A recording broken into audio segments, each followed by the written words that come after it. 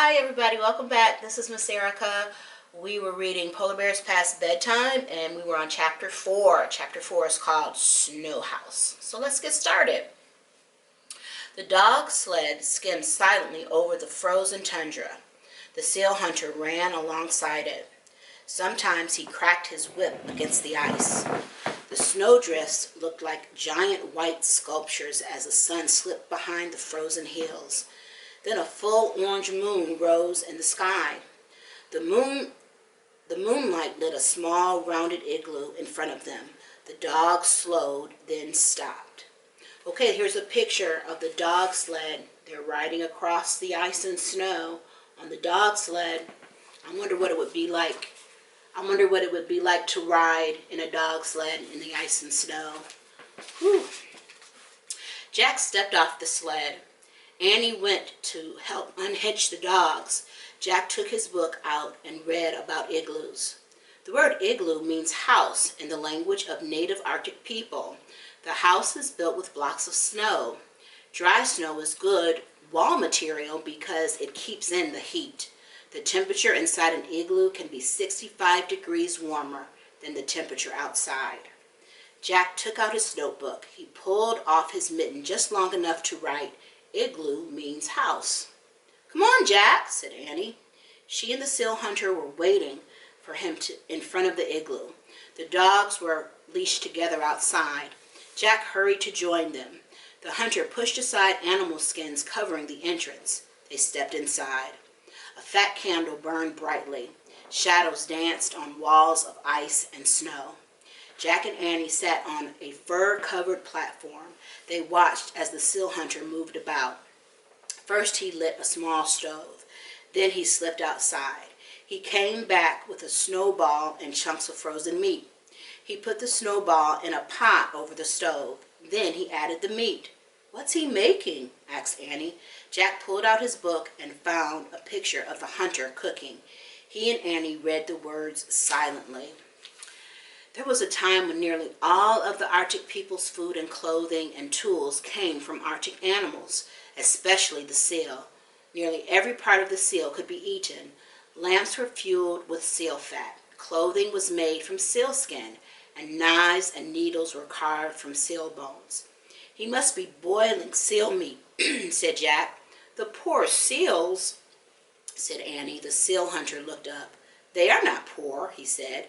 "They help us because they know we would die without them." "Oh," said Annie. "In return, we always thank the animal spirits," said the seal hunter. "How do you do that?" said Jack. "We have many special ceremonies," said the seal hunter. He reached under the fur-covered platform and took out 2 wooden masks. "Soon there will be a ceremony to honor the spirit of the polar bear," he said. "I carved these masks for the ceremony." "Polar bears?" said Annie.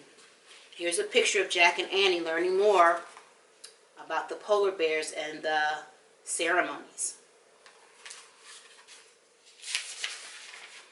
"Yes," said the hunter, "just as the seal has given us many gifts, so has the polar bear." "Like what?" said Jack.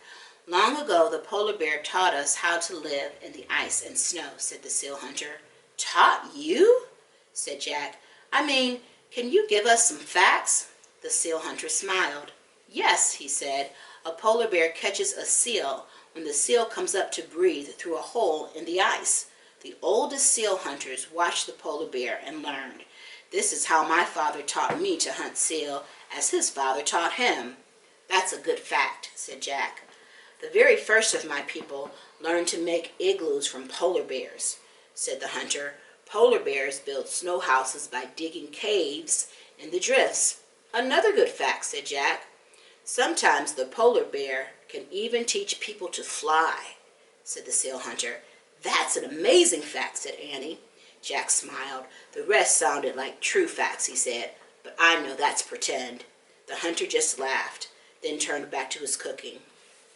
That's why he wasn't surprised to hear about the treehouse, Jack thought. If he believes polar bears can fly, he probably would believe anything. The seal hunter lifted the chunks of boiled seal out of his pot. He dropped them into a wooden bucket and gave them to Annie. "Let's feed the dogs," he said. "Oh boy," said Annie. She followed the hunter outside, swinging the bucket. Jack quickly threw his notebook and Arctic book into his pack. He started to follow them. Then his gaze fell on the two bear masks. He picked them up to get a better look. Each was carved in the shape of a polar bear's face, with a blunt nose and roundish ears. There were 2 holes for eyes and a strap to hold it on your head.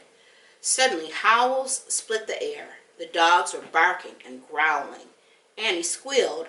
"Are the dogs attacking her?" Jack wondered. "Annie!" Still holding the bear mask, Jack charged out of the igloo. So that was chapter 4, friends. Come back to read chapter 5. We'll find out what happens to Annie. See you then. Bye.